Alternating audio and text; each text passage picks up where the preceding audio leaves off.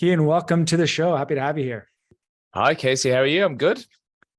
I am doing great. I'm interested to dive in and learn a little bit more about what you do. It's a different world, but an important world for construction, especially as construction companies grow and they take on more call it liability, right? So there's more risk, right? So maybe before we get into some of the questions that I have, let's start with a little more detail about what you do and how you help other construction companies. Yep. So I just herd cats online for a living is basically my job. No, but what I did, I found a company a couple of years ago, and it is a combination of tech and expertise from in construction with regards to contractual stuff. So what it does is allows smaller construction companies access to very high level contractual and commercial advice, systems and processes that instead of, buying all of those things internally into their business, they can use us on retainer, and then they have access to all of that, essentially as much as they need or as little as they need. And that's it. So the way we help, really, the outcome is they end up signing contracts that avoid a lot of the major pitfalls that you can sign in contracts. So sign contracts with a lot less risk, help them with their post-award contract management. So that's all of the paperwork that goes involved with the contract. It's all done for you. And any sort of advice you need around disputes or letter writing or avoiding disputes, that's kind of the end-to-end service. Does that make sense? Yeah. So what would some of those pitfalls be that people are falling into? Because ultimately this could be a big deal. It's a big contract. The wrong pitfall could probably put you out of business. Right. So there's quite a few. It really depends on the type of construction business that you are.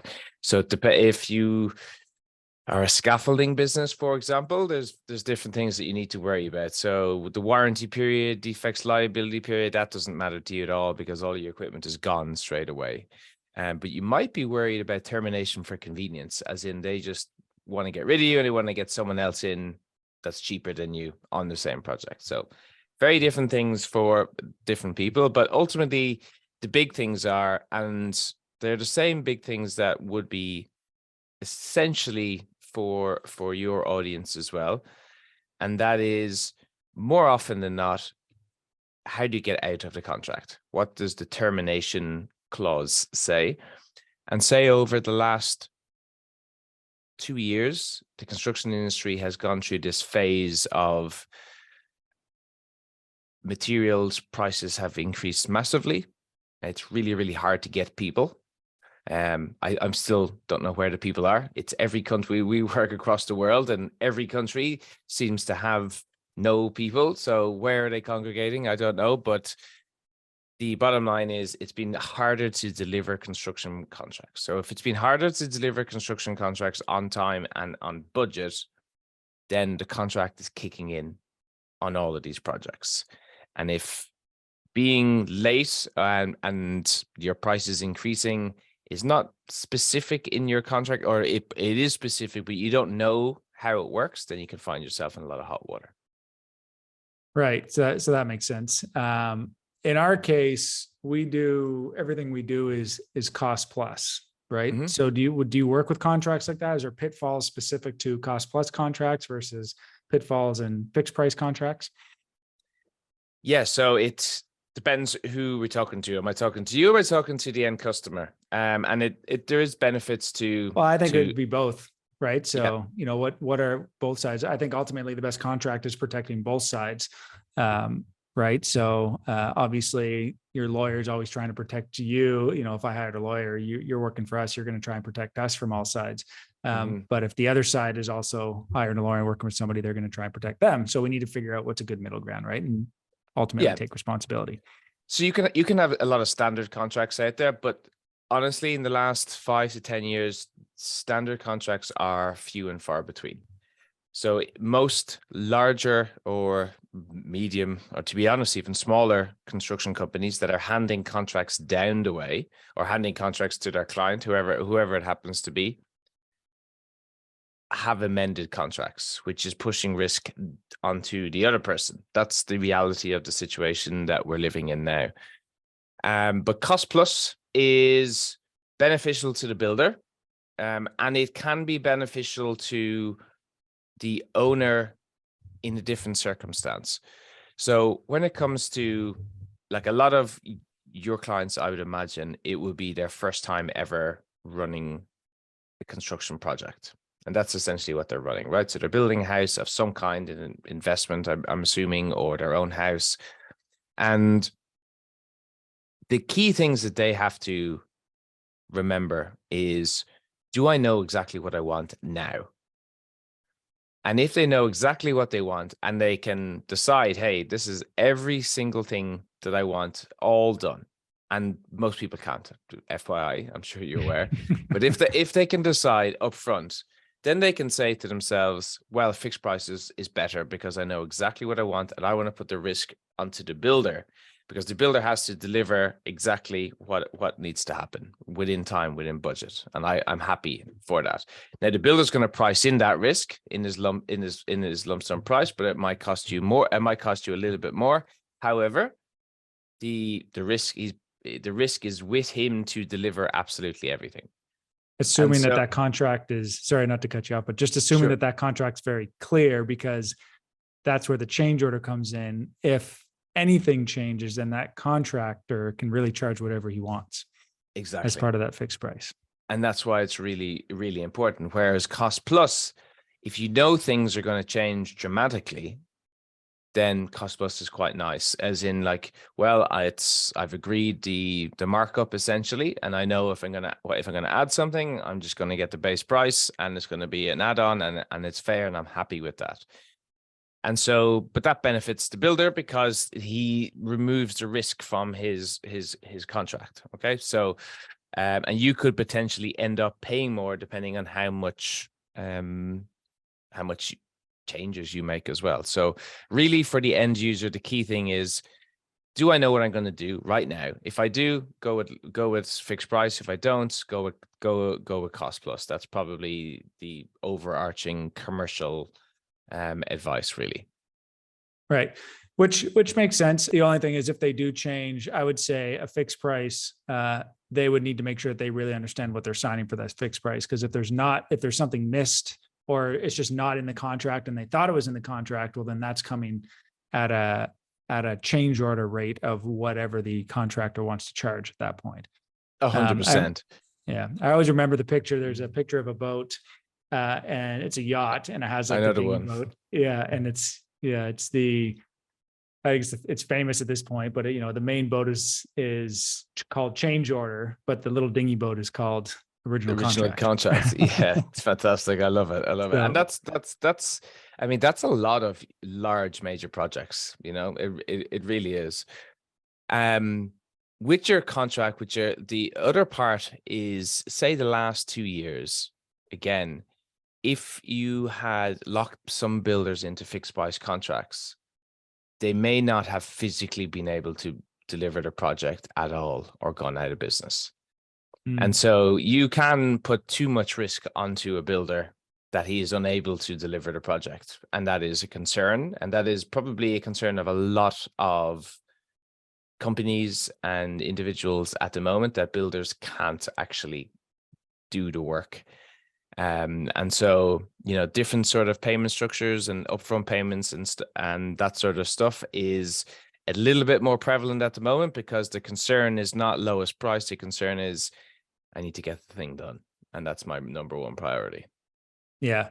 That's a very valid point. And if, for example, you put all that risk on the builder and he doesn't know it and he continues to do that, even if he finishes your project, he might not be around to warranty the project if there's ever any issues. So very true. Ultimately, you're going to want somebody that stays in business and that you can call on when something inevitably happens. Not necessarily warranty, but even if you just need work down the road and that contractor knows the building, they were there, they did it, right? So I think that there's two sides.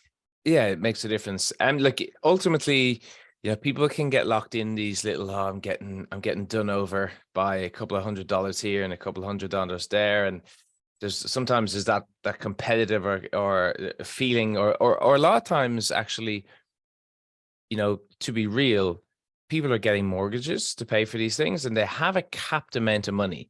And so they are tight on money, and that makes it difficult. But what costs a lot more money is the job not being done. And so the builder going out of business, you got to find some other builder in the meantime, and the cost can absolutely spiral. Yeah.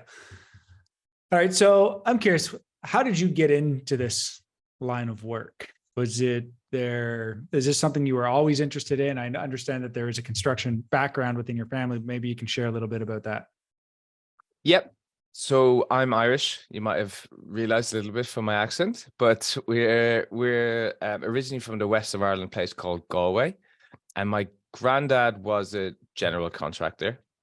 And actually, when he died, there was a newspaper article that said the man who built Galway. So he built schools and all sorts of things around Galway.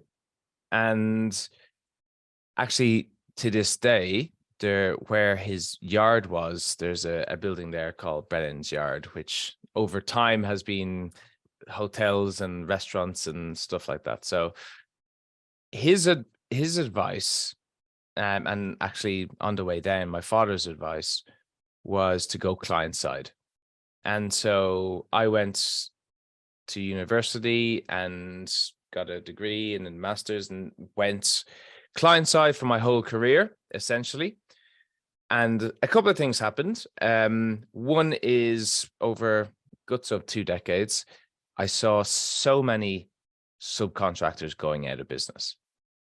And really to boil it down to whatever the simplest form was, they didn't understand how important the contract was. Most of the time, they were of the opinion that if I just do a good job, that the contract stuff is going to fall where it may. And a lot of times they do a good job and they got to get paid, and they don't get paid what they should get paid, don't get paid at all, don't get paid for changes. It looks like they're late when they aren't really late. It's not their fault. And a lot of these things come back to bite them. And I was seeing that over and over and over and over and over again. And eventually it kind of caught up with me where I kind of realized that even though I'm not, these bigger companies that I was working for, but it was still me putting these guys out of business, ultimately by rejecting change orders, rejecting extensions of time. And I felt that my granddad would have been like, yeah, that's not really the way we wanted you to go. And so having understood the insides of these larger companies, how the contractual game works, and I do say contractual game because it is a game, and those who know how to play the game can win it. And the game is being played whether you're playing it or not is probably the main thing. Once you understand that, then I felt I was able to help the smaller construction companies navigate the insides of those bigger construction companies to be a lot more successful. And the other thing as well is when my grandfather did die, he passed on, actually, sorry, before he died, he had a very strict low risk approach, which was, and I'm sure you don't get these margins today anymore, but it was 33%, 33%, 33%. People, materials, profit. And if it didn't stack up to that, he wasn't playing. And so his eldest son had a different philosophy. So the 33%, he was expecting to make 33% on all three of those things. So he wanted to make 33% on his people, 33% on the materials, and then end up with 33% profit. Like what? No, just he would pay of his total cost. He would pay 33% on people, 33% on materials, and gotcha. His margin would be 33%. And his eldest son had a different philosophy and wanted to take the business in a different direction and expand it and take on debt and take on riskier projects. And he did so. And I think my father's at 18 or sorry, I think he was a little bit younger, 19, 20 maybe, when he graduated university. His first ever thing out of university was to put the company into liquidation. And so that didn't work. And it taking on high risk projects isn't the way to go for subcontractors. In fact, the most successful, so we are working, we've got a large client base, and we can see from our clients that the most successful construction companies kind of have two things in common. One is they tend to be private or family run business. And the second thing is they tend to do one thing. And the reason I think that they just do one thing is because essentially, the simple scales, fancy fails. And so when people try add on more and more services onto what they're trying to do, it makes it more and more complex, and the service kind of tumbles away. If you just do one thing very, very well, you can get really, really good at doing that one thing.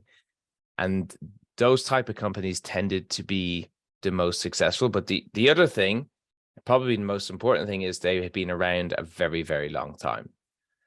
And so if you know that to be successful in construction, you want to be around a long time. And to be around a long time, you know that there's going to be things that go bad. Then therefore, with logic, you need to be looking at risk as a real factor in your business, because eventually something will go wrong. And you just want that little thing when it goes wrong to be a blip rather than something that's going to set you back 5 or 10 years. Yeah, absolutely. That does make a lot of sense. Now, within your business, what are some of the challenges that you're facing today? You had mentioned there's kind of some hiring challenges, but that seems like with the clients that you're working with. But what are you dealing with within your business?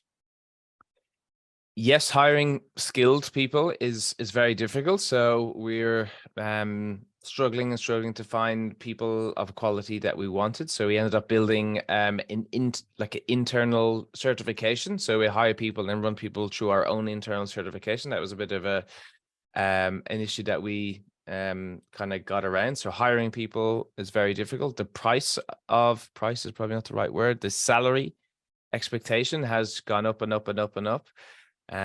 So that has been difficult. And I guess scaling across multiple countries has been a challenge also. So I am personally based in Australia, and so I'm speaking to you at 5 a.m. here, and I speak to clients at up to 10 p.m. at night as well. I mean, but as as CEO trying to lead an organization, that can be a challenge. That involves a lot of traveling as well. So I'd say that is probably my personally biggest challenge is the time zones and trying to get all the time zones right at all at the time. So that's I'd say that's the biggest challenge. And how are you navigating that? Like, do you have a family that you need to get back to too? Like how does that work? Because I know that family is important, right? And we got to figure out, I never say, I don't know if it's ever balanced. It's more like a teeter totter, right? So sometimes you got to teeter back and forth, but what are you doing to navigate that? Yeah. So it actually works really well. It took me a while to get a good routine. And now I essentially just have 2 work days. And so with this, me personally, so apart from traveling to the US or wherever, my day is structured into 2 parts. So one will be 5 a.m. start to about 10 a.m. in the morning. And then but when my kids emerge eventually, I will have breakfast and with them, so I get to spend a bit of time with them before. And a lot of dads actually, this is what I'm telling myself, right? A lot of dads actually don't get to spend that breakfast time with their kids. If I worked in the city, I would be gone before my kids woke up. I'd be on my way into the city. So I actually get to sit down and spend breakfast, have breakfast with them. Then they head off to school, and then I'll also have dinner with them as well. And then that when I take a little break, but at 10 a.m., I'll do some exercise, spend some time with my wife, and then day 2 kicks in. And in the evening times, I try my best to limit stuff in the evenings, but sometimes it just has to happen. But again, the kids will be in bed, and hopefully I'll spend time with them between when they came home from school. So that's Yeah. my way to structure things. It doesn't always work the best, and sometimes I burn out. But I think most people who run businesses run through that gauntlet as well. Yeah, and I think it just gets, you have to get to a point where you work, and then you gotta remember, okay, now it's time to reap Chill the out. rewards, right? And pass the reins off and try to get other people in. You know, that's kind of where we're at to some extent. You know, we've kind of been in this growth phase as well, bringing on the right people, trying to get them trained up, trusting them, doing the transition. So it's been great too. But I also need to remember, because when I take one thing off my list, there's always something else that can come in. So like my default is work personally. Yeah. So I got to remember, like, all right, time to take a day off, make sure I put time aside for my wife, time aside for my son. And then, like you said, there's some days that it's just like, today was one of those days. I'm like, I'm all meetings today. You won't see much of me today, even though I'm working from home, sort of thing. Yeah. So. Oh, but I mean, it's exciting though. I like, you know, I love it. I love working. I love the construction industry. I love the people that I work with. And again, as well, as we scale, maybe you find this too, you kind of move out of client facing, and you're trying to train more internal people. And so that's been hard for me as well, because I love jumping on a call where there's some near catastrophe, some big dispute about to happen, and navigating through that particular issue. That's kind of that sets me off. I love that. And so kind of as you said there, trying to get the right people in place to be able to help more people essentially can be difficult. Yeah. What are you most excited about in the future, whether it's the construction industry or within your business? What's something that's got you revved up? Excited or apprehensive? I don't know. It's probably AI. I think it's a little bit scary. It's a little bit, you know, you run out the AI situation too far, and it seems to go bad pretty quickly. But I'm excited for the short to medium term, in that, you know, the way we talk about it internally is AI is here. It's like when the internet arrived. It is the example I'll talk about, because we're in a construction industry. There was a time where there was just trucks on site, that, you know, moving stuff from A to B, and they said to the people, we're going to get driverless trucks. And so we're at that moment in time where driverless trucks are coming. And so we can choose to be type of company that learns the new skill, and instead of being made redundant, we're the guys driving 5 trucks at a time. And so we're trying our best to integrate AI into our company to increase our output, to be able to deliver better outcomes to our clients, to make their experience better, so that, you know, we can essentially be better. And so we're trying our best, and I've challenged our team as much as possible to use AI where possible, and even small things. So when people email our automated you know, inbox, to make things a bit, you know, you get a response, and the response is typically, you have received an email, or sorry, we have received your ticket, or whatever. That's normally what you would have. But we change that every single week, and we go to ChatGPT and go, can you give us a different version of a nicer way to say that? So it's like, you know, our minions got your piece of work, and we're scurrying away to blah, blah, blah, and it'll be back to you in 24 hours. And so every single week we change one of those things. So now, just for the client, every time they send something in, they get a little kickback, and it's just a little bit of a funny thing. It makes the experience slightly better. Yeah, it's really great. We're doing the same thing with AI on the content creation. I see. Do you see it affecting your job? Because I could see AI doing a lot of legal or contract work for people, and I don't know how close we are to that. But I see it also doing like interior design work. I see it like there's a lot of ways that AI can be implemented, I think. And I think it's going to come down to the people that become most creative with AI and work with it. And like you said, driving 5 trucks instead of 1 that are going to be the most successful. Yeah, I completely agree. I think all white collar jobs are at risk, to be frank. We all thought that, the jobs that are going to be replaced first were blue collar jobs. And that has happened to a point, but it has been very, very slow, because to replace a blue collar job, it is essentially you got to create machinery, which is very, very expensive, where AI now has been created and it's very cheap and it's very quick and it's very powerful. And so white collar jobs are certainly at risk, but again, it's using AI to do it. So let's just say, there will be an argument in that our company isn't necessarily legal. Our outcome for you is to reduce risk and have better cash flow and reduce costs. Right. It's not necessarily like, the way lawyers would approach it. We're construction people at the end of the day.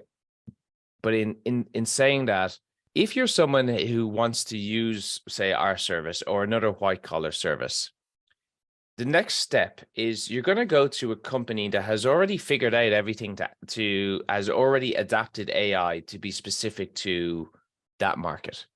So you're still going to go to a company. So you're not going to, if you're a construction company, you're not going to bother doing all of the contract stuff and training AI and getting all those systems and processes in place. You're going to go to a company instead who has done all of that and has perfected absolutely everything. And you'll pay for not having to do that. That is probably what business looks like in the future, rather than I'll just go to a website that is going to give me every single answer that I think it's going to give me. I don't think it's going to work that way in the short term. Yeah, that's a really good point.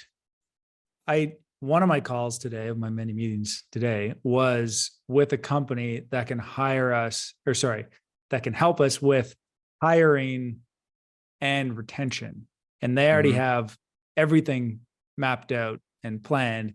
And for a monthly fee, which is less than us going with a recruiter for one person, could take care of everything, right? So to your point, one company specializes in an area, maybe not just one thing, but in one area that then can be brought into another company and support them. And they're probably taking on using AI and all sorts of stuff to make it easier on their end, hence why they can do 50 clients with one person, as opposed to you hiring 1 or 2 people to do the same job. Yeah. I mean, that's the benefit of having them. Like, obviously you got to vet your vendors, make sure that they're really good, assuming that they are good. If you can have someone who's a specialist at only doing that one thing, that's all they do is that one thing, they're obviously going to be better than you. I mean, you're a builder, right? You have a set of skills, as Liam Nielsen would say, in a specific way. And so do you need to be a financial guru? Do you need to be doing your own bookkeeping as well? Is that a good use of a company's time? Do you need to also be doing all the HR stuff? So a lot of construction companies, I had a friend that had a company that was based in the Netherlands in Europe, and they're in Singapore, they're in Australia, and they did these underwater concrete structures. So reefs, those artificial reefs. They had all these, they work for oil and gas companies as well, doing concrete curtains, I think they're called as well. And because they understand the bell curve nature of construction, there's going to be projects and then it's going to go down. And if you build an organization, you actually you give yourself quite a high expenses, because when a downturn comes, you have to make a choice. Do I let people go or do I keep them on? Whereas if you have a lot of managed service, you can downgrade your service, you can upgrade your service, and it gives you a lot of flexibility as a builder. And so he specifically ran the business like that. They didn't even have offices. They had warehouses and they had yards and stuff, but they had no offices. Everyone worked remotely. Long story short, he sold the business for an absolute fortune. That's great. Well, this has been super interesting, Cian. Any parting words of advice for our listeners? Yes, I'll give you three things that I think are really important. The returns are in the terms. If you're a contractor, the margin is in the post-award phase, and avoiding a dispute is far cheaper than getting into a dispute.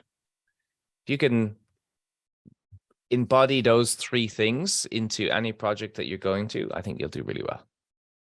That's great advice. And I can attest to number 3, went through one lawsuit years ago, and I will never go through. I even tell clients now, I'm like, you're going to have to owe me a lot of money before I come chasing you for it. So hopefully we can just agree to get along.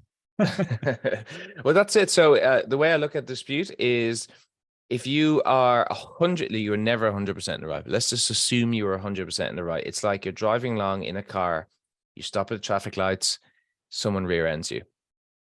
They get out of the car and they say, it's completely my fault. Right? Again, that won't happen in construction, but let's just assume they say it's completely my fault, and they go, I'll pay for everything. And so they go off and pay for everything. But at the end of the day, you have to get a car. You got to get Ubers around the place where your car's been fixed. You got to get quotes. So you got to spend your time to get quotes to get it fixed. You got to drive the car, the logistics of all of that. It's going to cost you money. Your car is actually being crashed now, so it's worth less money. You got to say it's being crashed. So it still costs you. Even if you win, you still lose. So that's what happens in a dispute in construction. Even if you win, you still lose, and more than likely you're not going to win. So having been through thousands of these, it is better to negotiate, give up a percentage that will save you.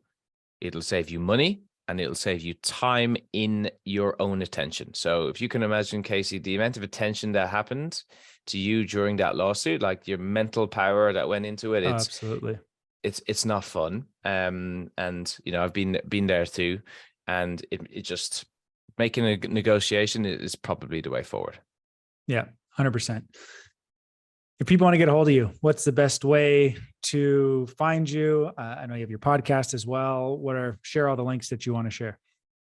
Okay, so if you're looking to learn exactly what you need to negotiate in a construction in a contract, we have a YouTube channel called Construction Secrets. In there, there's a playlist, and that walks you through 16 videos of a training. You'll be a pro by the end of it. You know exactly what to negotiate in your contracts.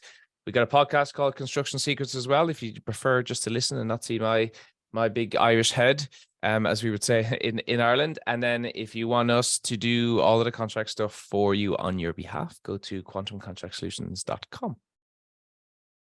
Amazing, Cian. Really appreciate you taking the time, especially at 5 a.m. This has been super valuable. A lot of great resources there, a lot of nuggets. I hope people listen to this more than once, because it's one of those podcasts I think that you can actually take action. I've been taking notes on things I need to act on. So thank you so much. Really appreciate it. Really nice to chat to you, Casey. If you live in the US and you're looking to save money on your monthly electricity bills, head to theconsciousbuilder.com/solar. There's never been a better time to go solar, because of the fact that there are fantastic incentives in the US, and because of the fact that solar has come down in price by over 50% in the last 10 years. Just go to theconsciousbuilder.com/solar to see if your home qualifies. And don't worry if you're concerned about the upfront cost, because there are fantastic financing opportunities that will still allow you to save money and not pay any money up front. Once again, that's theconsciousbuilder.com/solar. Until next time, I'm Casey Gray, and remember to live consciously.